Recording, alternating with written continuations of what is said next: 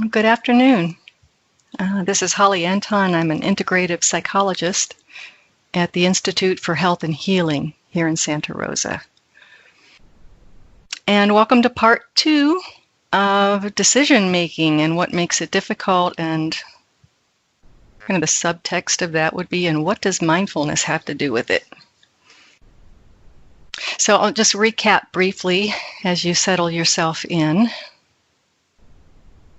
Speaking of mindfulness, so starting with awareness of your body in the actual physical environment that you're sitting in. So noticing both how your body feels to be sitting in chair, feet on the floor. Also getting a sense visually, take a look around the room around you, light, shadow, color, objects, the sound of the moment. So it's locating yourself literally, using your senses, is always, at least for me, always the starting place for any kind of intentional practice. And that's because it's very rare that our thought process has anything to do with the actual moment that we're sitting in. I find that kind of humorous. Thoughts are rarely actually about the moment that we're in. So grounding with your sensory experience makes sure that you are actually here rather than distracted or caught up in thought. And so what does this have to do with decision making, which is by definition a thought process? One of the things, in my opinion, that makes decision making difficult is that we're rarely intentional about it. Even really big, important decisions. We sometimes, we're thinking about it over a period of time. It's probably, if it's a big decision, it's probably popping up in one's mind off and on throughout your day, and maybe even waking you up at night. And yet somehow all of that kind of thought doesn't actually help make the decision. Not usually. So intentionality for decision making turns out to be a very helpful step that we usually forget. So by that I mean actually setting aside a time, a place, clearing the space in your head to do this, making it the priority of the moment. So I'll encourage you through this call, be here chatting with you about this and guiding you through a couple of practices for about the next 20 minutes or so. If you'd like to take out a piece of paper and actually work with an example from your own life, you're welcome to do that. You also don't have to. I'll work with a couple of, kind of global sort of generic decisions that many people are often kicking around at some point in their lives. But to work with an example of your own really will drive this home. And actually, the bigger the better. The bigger issue that you're considering, the more this will make sense to you. So in this moment, grounding with your awareness in your body, in the awareness of the room around you, awareness of the sounds that are coming to you or coming from within you. This is a starting place for intention, awareness of the breath. slowing down, settling into stillness. Not necessarily in preparation for anything. Actually, this is just how to get you back to you, because there's something important you're trying to do. So to show up in the moment for some important activity, well, most of us realize in other circumstances how important that is. If we're going to see somebody who we haven't seen for a long time, or do some activity that's enjoyable or important, we know that we want to not be distracted and thinking about other things if we can help it, because those moments are valuable. So, if a decision is actually important, this moment is valuable. Good to show up for it. Good to put aside other things for now. And to reduce the tension or the stress or the struggle about feeling like, okay, now I have to do this big thing. It's like, no. Lay that down too. First, just come back to body and breath. A piece of paper if you like, something to write with if you like or not. So recapping just briefly from the last part 1 of the decision-making series on how we make it harder, how we make decision-making harder than it needs to be.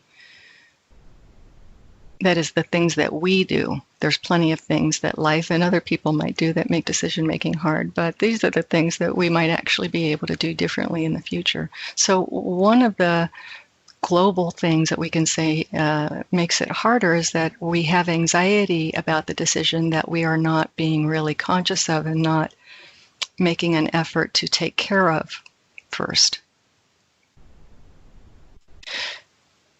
So this grounding practice that I'm suggesting right now, and this intentionality, is in part to help calm and settle you, and in part to help you recognize whether or not and how much tension or stress or anxiety you have about making this decision.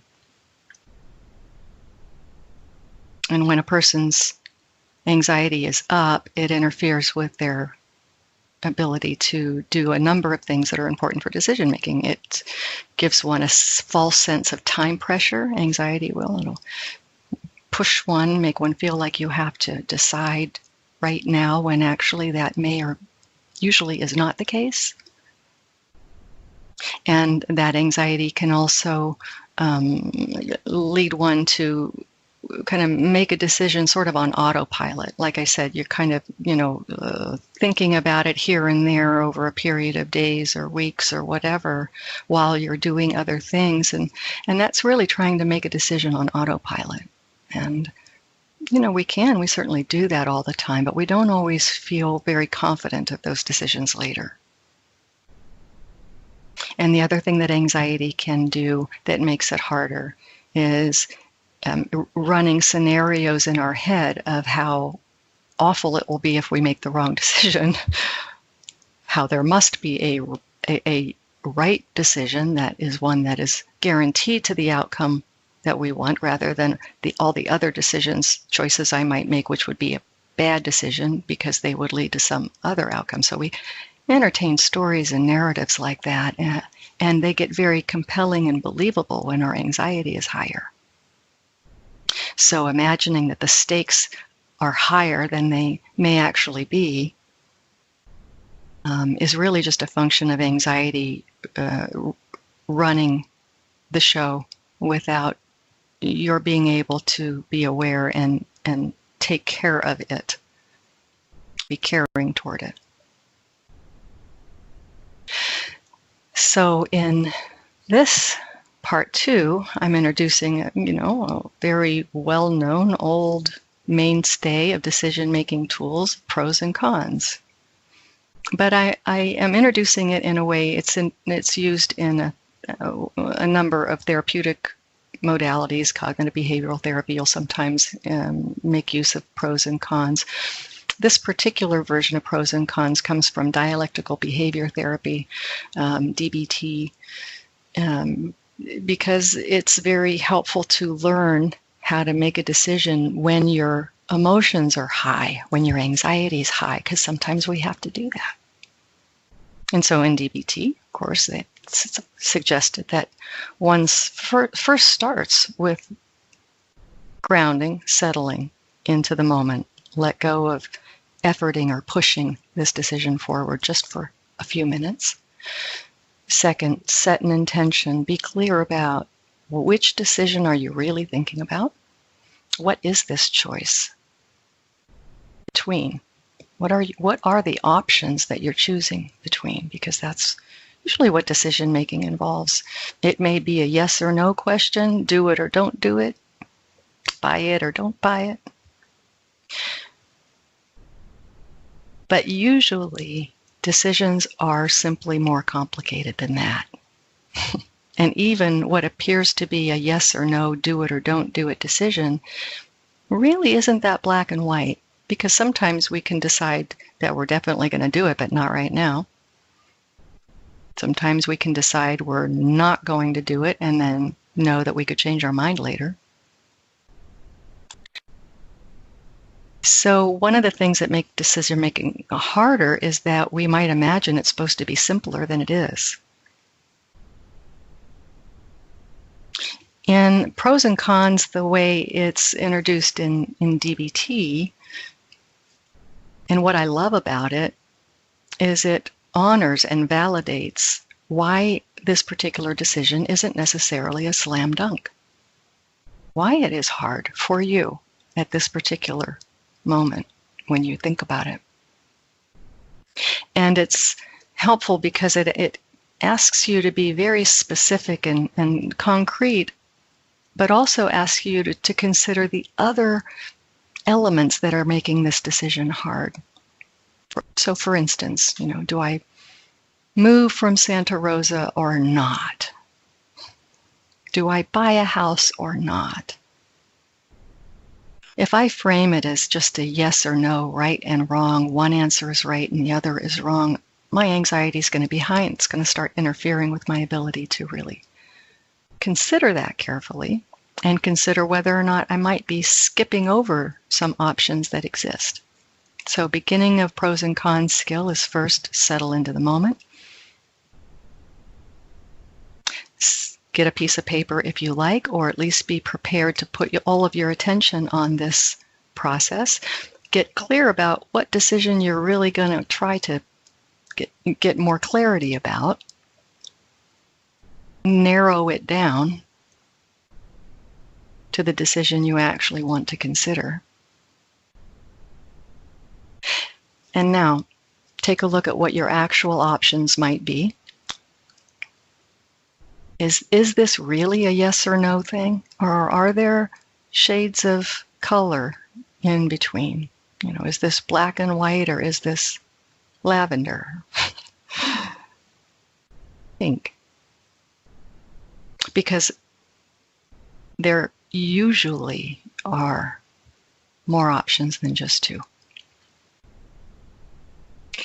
There usually are choices that can be made and then modified later or made differently. Some choices are permanent, but many aren't. So get clear what your options are and whether or not you've been kind of skipping over a couple just because they seemed, unlikely or too hard or too easy. Now, in a pros and probably well aware, the pros are the advantages of a particular option, and the cons are the costs or the downside or what might make that option less appealing to you. Here's on the pro side, here's what I think this option's going to do for me, here's what I think it's going to give me, or here's what I think it's going to allow me to avoid.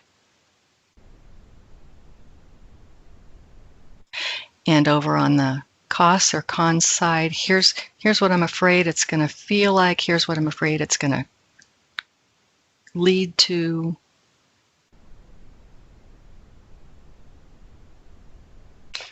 So if you just take, this decision that you're making and you identify your main options, maybe you'll be lucky and there's only two that are really the only options you're considering. Do it or don't do it. Maybe it's not quite that simple. Maybe it's do it, don't do it, or don't do it right now, or refuse to choose, which is another option.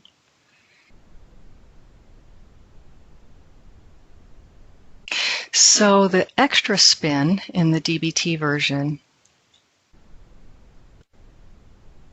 is now we add a little bit of the complexity that's already there, but we're just not quite getting clear with ourselves about it. So some of these advantages or pros are really only advantages in the short run. And in the long run, they may not continue to be advantages. So for instance, the advantage of deciding to not move from Santa Rosa, stay where I'm at, stay with what's familiar. That's what I get out of it in the short run. I get to stay with what's familiar. I get to do a heck of a lot less work. I get to stop thinking about this decision. There's a lot of advantages that make it very appealing to do the familiar. And that's not always a bad thing. Then I can look into the future and say, okay, so in addition to the short run advantages, what are the long-term advantages of this particular choice, staying in Santa Rosa rather than relocating somewhere else? The long-term advantages of staying here. Well, I could probably come up with a few. I get to keep longer relationships with the people who I know here. I get to avoid having to look for all new friends and all new dentists and everything. So I get to have a predictable life moving forward, or that's the story, I might say, right? In the long term, I get to have familiarity and predictability. Sometimes that's worth a lot. Sometimes it's not. So now I shift over to the downside of staying in Santa Rosa in the short run. What makes staying in Santa Rosa less appealing? What makes this option you're considering at the moment now less appealing in the short run? You can come up with anything. Now consider all sorts of costs as well, like, financial costs, of course, energetic costs, relationship, self-esteem,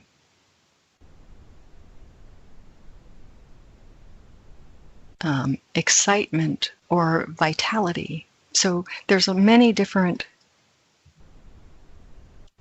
important things, some of them more important to you than others, that this particular option might seem to threaten, might seem to, okay, well, maybe I won't feel as good about myself, or maybe I'll think I should have, maybe I'm afraid that this is going to seem like a mistake. So when you consider all of the things that hold you back from choosing this particular option right now, in the short run, that is like in the next days and minutes and hours and days and maybe weeks. And then are there any costs that you're concerned about for this particular option as you look forward into months ahead?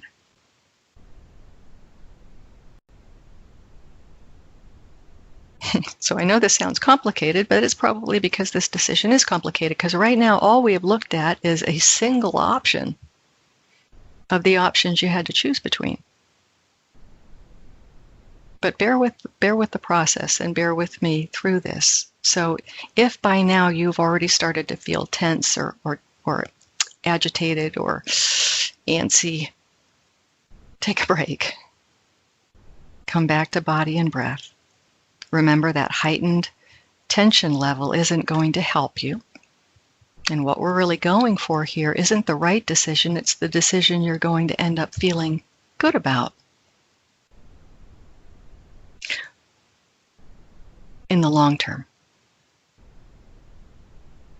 Yeah, that's right. I just put a higher value on long term because usually big decisions we want to feel good about for the long run. What we think is actually in our best interest as human beings moving forward with our lives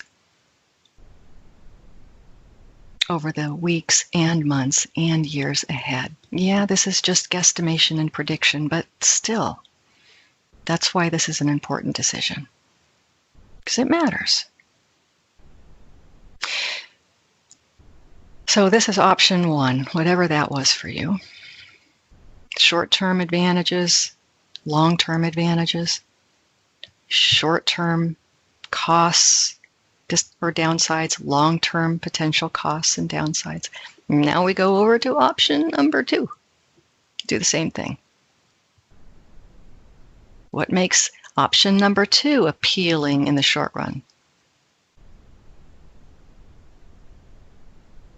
I just said only the long term was really important. Why am I talking about the short run? Well, the short run is important to part of you that doesn't like to feel uncomfortable, which is a large part of all of us. That the short run is often, we're explaining in the short run how we feel in the moment, what our emotions are longing for or trying to avoid. And if we don't acknowledge and validate that these short-run considerations are important, we're going to get bogged down. This decision is going to be hard to make because we're not really acknowledging everything that is important. Yeah, the long term is probably going to end up leading to a wiser choice, but we'll never get there, or we won't get there very comfortably if you ignoring that, yeah, sometimes a long-term best interest is harder in the short run. Not always, but sometimes it is. And to see that and acknowledge that, one, it's just less crazy making. It's like, oh yeah, well, of course I wouldn't be like totally excited about throwing an extra job like moving on top of everything else I'm doing right now. Yeah, okay, I get it. Option number two, though, may be the thing that you think you should do but don't want to do. It may be the thing that you think other people think you should do. So that can go on your pros and cons as well. Like if I choose option number two, my friends are going to think I'm nuts. Well, yeah, I care about that. Is it going to help me make my ultimate decision? Maybe not, maybe, but at least I can acknowledge it on this intentional practice. Teasing apart what is actually probably is a complex matter for you. It involves your emotions and your fears and your dreams and your relationships and your finances and your energy level and how you slept last night. There are a lot of things that can make a complex decision seem much harder, maybe even overwhelmingly so. So this skill is a compassion-based, validation-based. Lets you get it all out on the table. It doesn't assume that there's only a single right way. It does acknowledge that every choice has an upside and a downside, and the clearer you are about those, the more peace you're going to have with whatever decision you end up, whatever choice you end up making. Yeah. And that, I think, is the real goal of any intentional process, that any intentional using our brain and our heart and our spirit and our history and our resources to live our life in such a way that we feel good about it. We feel good about the choices. And as I suggested, if going through and let's say you have, more than 2 options that you're considering, does this take a little while to do this for each choice option? Sure. But if it's an important decision, it's worth it. And maybe you don't do it all in one sitting. In fact, I'd strongly suggest if it's a really big choice, you don't try to do it in one sitting, but you can lay out the pros and cons worksheet with your main choice options identified. You can throw down on that sheet of paper the easy, come right to the forefront of your thoughts when you ask yourself and then you can also just let that page sit out for a while. And maybe next week or tomorrow you decide to set aside 10 minutes or 15 minutes to again be intentional. Start with a grounding practice. Put down whatever it was you were doing. Step away from the activities that were just occupying your mind. And give yourself completely to this practice of making a decision over time by acknowledging all of the different factors that are of interest or concern to you. Ultimately, what you will end up with are, a couple of options with a whole lot of things in the short run probably, and advantages of the short run and not as many advantages in the long run. And you may end up with another with a fair amount of short run downsides, but some pretty important long-term things, price tags, that you can decide whether or not you're willing to pay that price tag in order to get that long-term objective. So you're weighing, yes, at some point after you've gathered all the information, you are weighing the short run to the long run. And when you do that, I hope that you consider who you really are as a human being at this point in your life, and where would you like your life to go, and how does this decision have some bearing on that?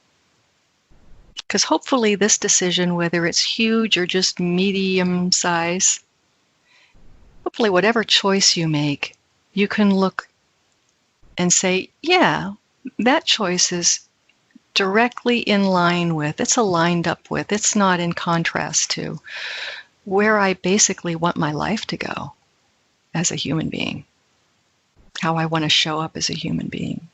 What do I want the meaning of my life to come from? Hopefully this choice just at least doesn't contradict or interfere with that.